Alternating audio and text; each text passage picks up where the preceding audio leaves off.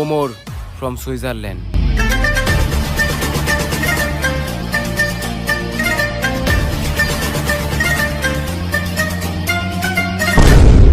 আরে স্যার উনারে তো আমরা চিনি, 1000 ছাত্র কুবাই মারার দায়ে উনি তো এখন আয়না করে।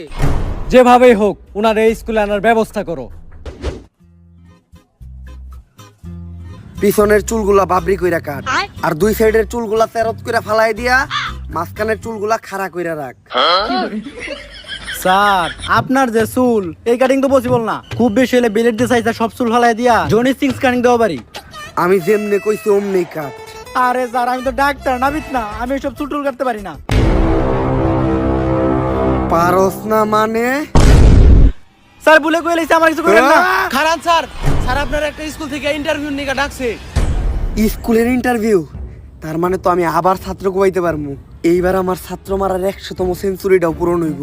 তুই যা, আমি আমার অস্ত্রগুলা নিয়ে আইতাছি। ভাই আপনারে হ্যাঁ মারতে নইছিল কে? আয়না করে ওনারা এমন টর্চার করছে, ওনার মাথা গেছে নষ্ট হইয়া। আর আমি হইলাম তার ডাক্তার, মাথার চুল ফালাইয়া সব রকম থেরাপি দিয়া অনেক চেষ্টা করছি, কিন্তু তারা ভালো করতে পারে নাই। তার নেশা একটাই, ছাত্র মারা। তার পেশাও একটাই, ছাত্র মারা। উনি যতক্ষণ ছাত্র মারে ততক্ষণই উনি ভালো থাকে, ছাত্র না মারতে পারলে তার মাথা ঠিক থাকে না। উনার আগে ডাক্তারে উনি একটা প্রশ্ন করছিল, কিন্তু উত্তর দিতে পারে নাই, তাই মারি লাইছে। ডাক্তার মানুষ হয়ে সামান্য প্রশ্নের উত্তর দিতে পারে নাই? কি এমন প্রশ্ন করছিল? আর ডাক্তারের পরে সায়েন্স নিয়া হ্যাঁ প্রশ্ন করছে কমার্সের। আর উনি একটা কথাই শুনতে পারে না, সেটা হইলো পারি না। আর কেউ যদি মনের বলে এই কথাটা বলে ফেলে তাহলে তার আর কখনো বাঁচানো সম্ভব না।